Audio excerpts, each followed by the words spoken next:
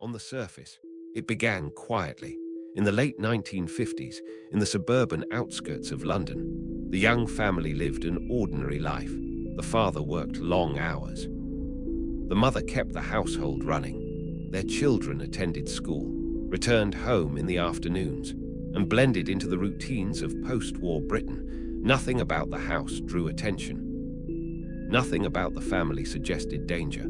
The youngest son, Graham Young, was small for his age, socially withdrawn, and academically unremarkable. Teachers described him as quiet. Neighbors remembered him as polite, if distant. He did not cause trouble in the ways people usually notice. There were no fights, no criminal behavior, no early violence. What Graham Young showed instead was curiosity. At first, it seemed harmless. He read constantly. He gravitated towards science books, particularly chemistry. He spent hours copying formulas into notebooks, fascinated by reactions, compounds, and processes. Teachers noticed his interest and encouraged it at the time. Curiosity about science was considered a good thing. At home, Graham began conducting small experiments. He mixed household chemicals. He took notes. He carefully recorded outcomes.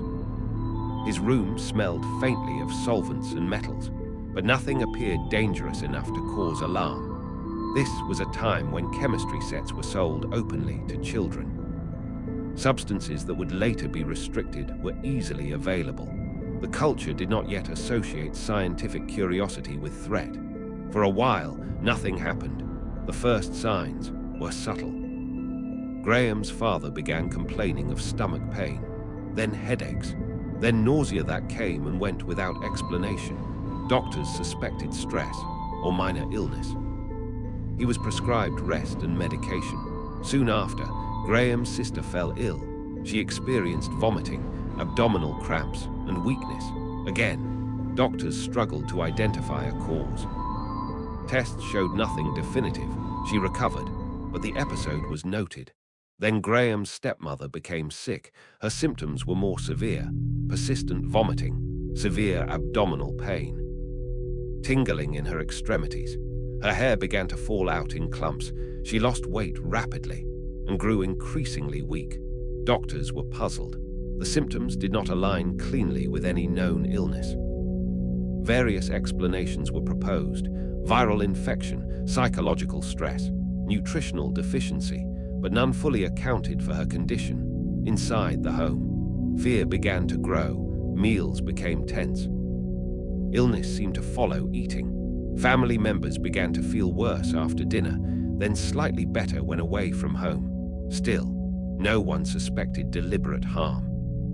Poisoning was not the first conclusion people reached, especially not in a domestic setting involving a child. Graham, meanwhile, appeared unaffected. He observed quietly as his family suffered. He took notes in private notebooks. He read more intently than ever, now focusing on toxicology, how substances affected the human body, how symptoms progressed, how long exposure took to become fatal. At school, classmates noticed changes. He talked about poisons casually. He described how certain substances could kill slowly, undetected, mimicking illness. Teachers brushed it off as macabre curiosity. There was no framework for understanding what this meant. At home, the illness worsened.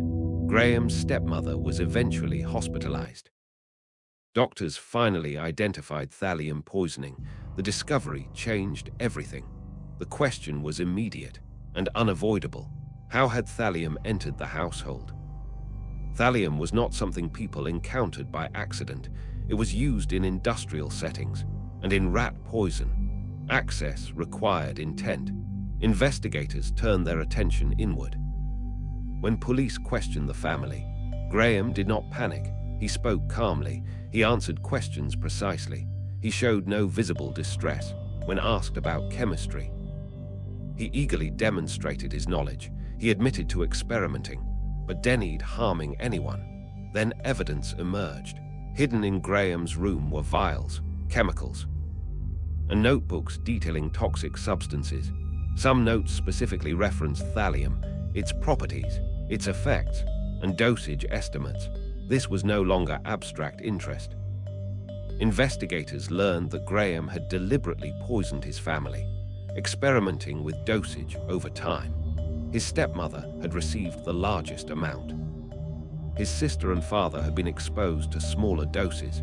When confronted with this evidence, Graham did not deny it. He explained it clinically. He said he wanted to see what would happen. There was no rage in his voice, no visible remorse, no attempt to justify his actions emotionally. Doctors and psychologists evaluated him. They concluded he was intelligent, emotionally detached, and dangerous. He was diagnosed as psychopathic and committed to Broadmoor Hospital. At the time, this seemed like the end of the story. The threat had been identified. The victims had survived. The system had intervened, but something critical was misunderstood. Broadmoor was designed to treat, not permanently confine. The belief was that with therapy, supervision, and time, even the most dangerous individuals could be rehabilitated. Inside Broadmoor, Graham continued to study poisons. After several years, authorities made a decision that would later be scrutinized heavily. They approved his release. After his release from Broadmoor Hospital in 1971, Graham Young returned to what appeared to be an ordinary life. He found employment at Hadlands Engineering, a factory in Hertfordshire that manufactured precision equipment. The job was not glamorous, but it offered something critical: access. Chemicals were present on site, metals, compounds, and industrial substances were part of daily operations. To his supervisors, Graham seemed ideal. He was punctual, he was quiet, he followed instructions. Co-workers described him as polite, reserved, and socially awkward, but not threatening. He kept to himself during breaks, often reading technical manuals or chemistry-related books. No one knew his history. No one had been informed of his prior conviction.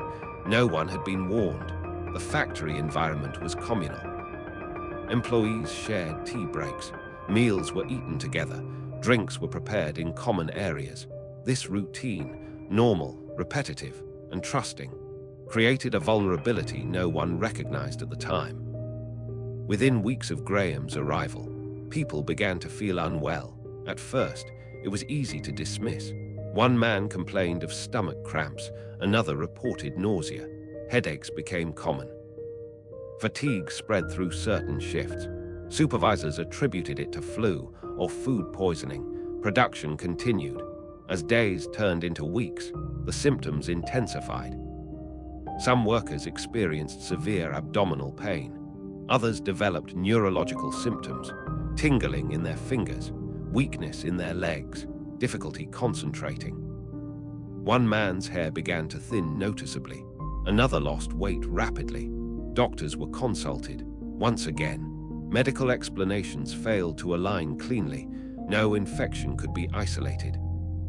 Blood tests were inconclusive. Patients were treated symptomatically and sent home. The illnesses followed a strange pattern. They affected only certain individuals. They worsened after time spent at work. They improved when workers stayed away. Still, the idea of poisoning did not immediately surface. Factories had risks. People got sick. Coincidence was easier to accept than malice. One employee did not recover. In July 1971, Bob Engel, a senior employee at Hadlands Engineering, died after a sudden and severe illness. His symptoms mirrored those others had experienced: vomiting, abdominal pain, neurological deterioration. An autopsy was performed. The results were alarming. Bob Engel had died of thallium poisoning, the same rare substance that had nearly killed Graham Young's stepmother years earlier. This was no longer coincidence. Authorities were notified. The factory was investigated. Investigators questioned employees, reviewed routines, and examined shared food and drink areas. Attention turned quickly to Graham. His history, previously unknown to his employer, now became central. Police learned of his earlier poisoning case and his confinement at Broadmoor. The pattern was impossible to ignore. Graham was questioned. He remained calm. He denied wrongdoing. He expressed concern for his colleagues. He spoke knowledgeably about thallium, its symptoms, and how difficult it was to detect. Investigators searched his belongings. They found notes, detailed records describing thallium's effects, observations about dosage, timelines documenting symptom progression in others. These notes were not written after the fact. They had been maintained during the illnesses. Witnesses later testified that Graham had spoken openly at work about poisons, how easy it was to kill someone slowly, how difficult it was to trace, how illness could be mistaken for natural causes. At the time, these comments had been dismissed as dark humor. Now, they took on a different meaning. Further testing was conducted on surviving employees who had fallen ill. Several were found to have elevated thallium levels in their systems. The scale of the poisoning became clear. This was not a single act. It was sustained, methodical, deliberate.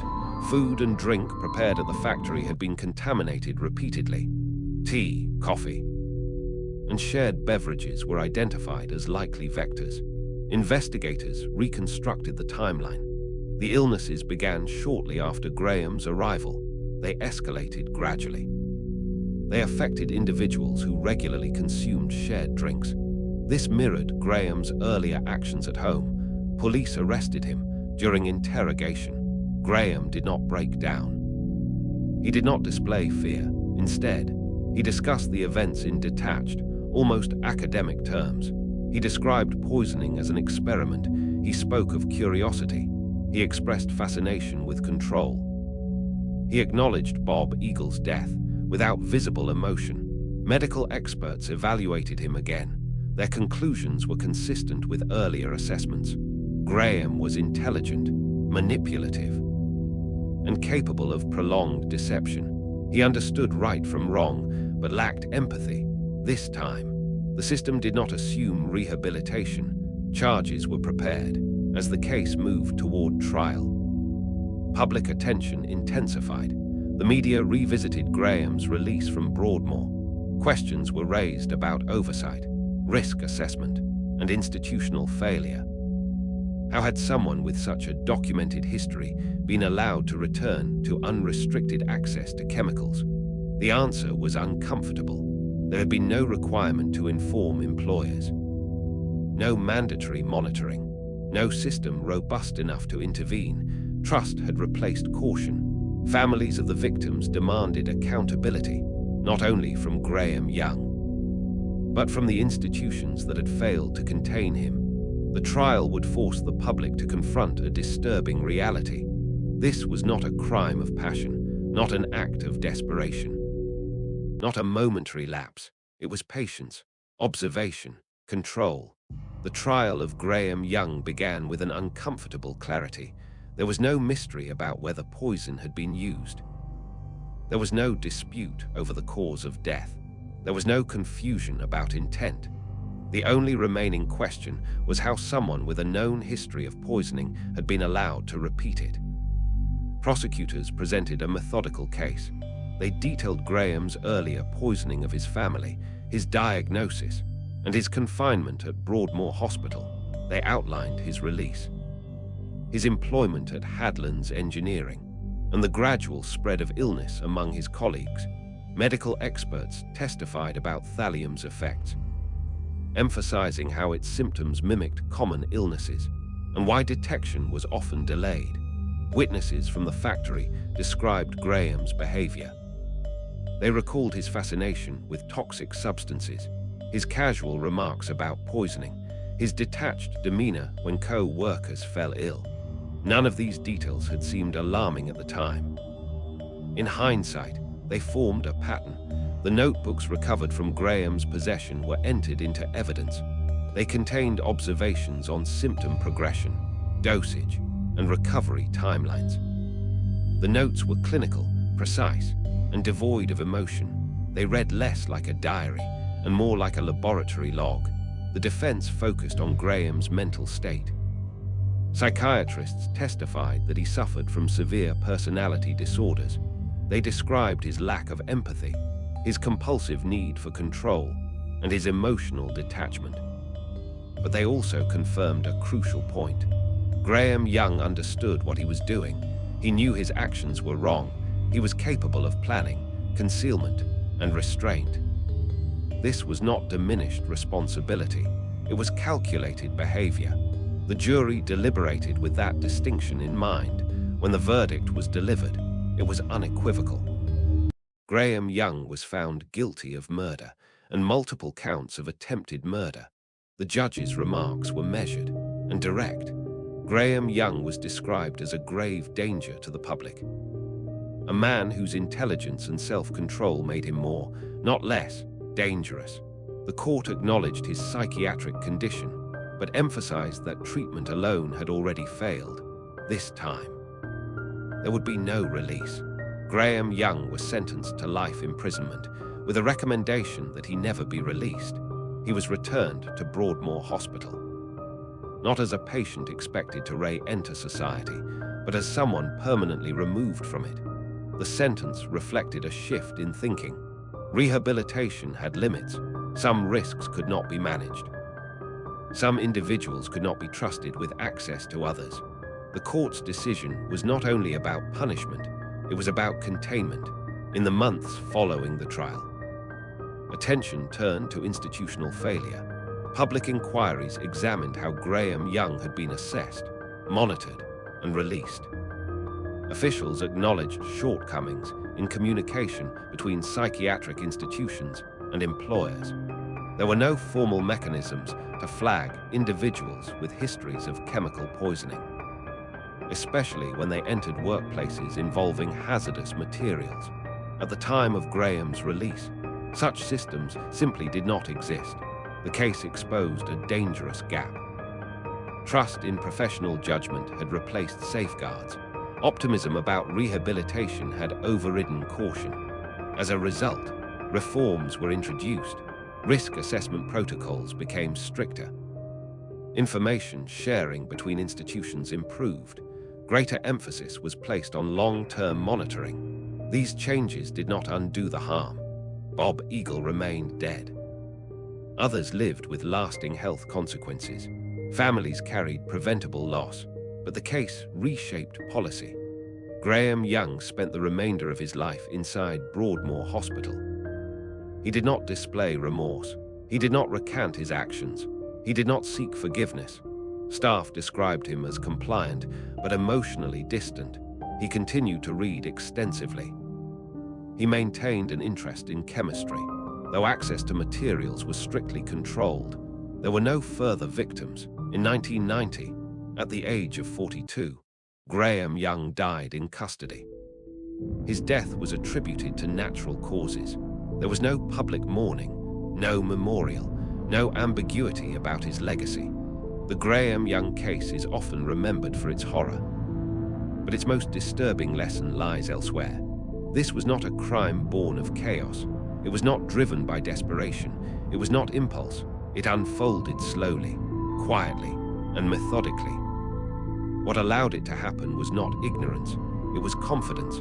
Confidence in assessments, confidence in rehabilitation, confidence that danger announces itself. Graham Young did not appear dangerous. He appeared ordinary. There were no dramatic chases, no confessions under pressure, no single moment where the truth exploded into view. The truth emerged gradually through patterns, persistence, and loss. By the time it was undeniable, the damage had been done, and that is why this case endures. Not because of what Graham Young did, but because of how long he was allowed to do it.